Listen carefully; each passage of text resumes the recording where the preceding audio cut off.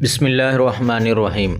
السلام علیکم دوستو، بیسٹ رائٹس میں خوش آمدید۔ آج ہم آپ کو بتانے جا رہے ہیں کان کے درد کا علاج۔ یہ علاج ہم لوگ اپنے گھر پر بھی کر سکتے ہیں۔ کان کا درد ہو یا داڑھ کا درد، کہا جاتا ہے کہ یہ کسی دشمن کو بھی نہ ہو۔ کان کا درد کافی شدید نوعیت کا ہوتا ہے اور بعض اوقات یہ برداشت سے بھی باہر ہوتا ہے۔ بہت سے لوگوں نے کان کے درد کا سامنا کیا ہوگا، ان میں بچے، بڑے اور بوڑھے بھی شامل ہیں۔ کان، ناک اور آنکھیں یہ ہمارے جسم میں بہت نازک حصے ہیں اور ان کی دیکھ بھال بھی بہت ضروری ہے۔ نمبر 1، ٹھنڈا یا گرم کمپریس۔ بہت سے لوگ کسی بھی درد کو دور کرنے کے لیے آئس پیک یا ہیٹنگ پیڈ کا استعمال کرتے ہیں۔ یہ طریقہ کان کے درد میں بھی اپنایا جا سکتا ہے۔ یہ طریقہ کار بڑوں اور بچوں دونوں کے لیے محفوظ ہے۔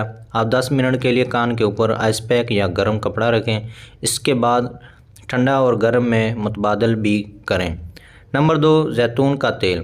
ہمارے کان کے درد کے علاج کے لیے زیتون کا تیل بہت اچھا ہے، لیکن اس بات کا کوئی سائنسی ثبوت نہیں ہے کہ کان میں زیتون کے تیل کے چند قطرے ڈالنا آپ کے لیے محفوظ ہے۔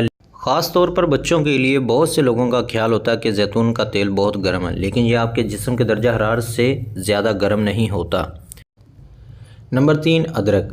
ہم ادرک کا استعمال کھانے میں بھی کرتے ہیں اور یہ ہماری صحت کے لیے بھی مفید ہے۔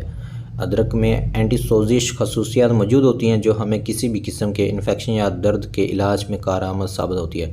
ہم ادرک کو تیل میں جلا کر یا ادرک کا رس کان کے ارد گرد لگا سکتے ہیں۔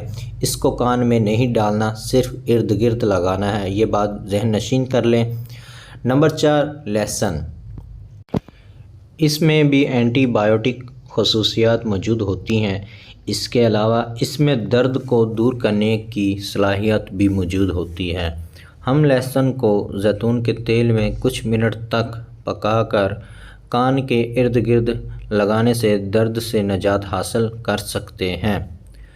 نمبر 5، ہائیڈروجن پیرو آکسائڈ۔ کئی سالوں سے ہائیڈروجن پیرو آکسائڈ قدرتی علاج کے طور پر استعمال ہوتا آ رہا ہے۔ اس علاج کے طریقے میں کان میں اس کے قطرے ڈالیں، لیکن اس سے پہلے آپ کو ڈاکٹر سے لازمی رجوع کرنا چاہیے۔ نمبر 6، کان پر دباؤ نہ ڈالیں۔ کچھ نیند کی پوزیشن بھی کان کے انفیکشن کو بڑھا سکتی ہے، اس لیے کان پر دباؤ نہ ڈالیں۔ متاثرہ کان کے حصے کو اوپر کر کے سوئیں۔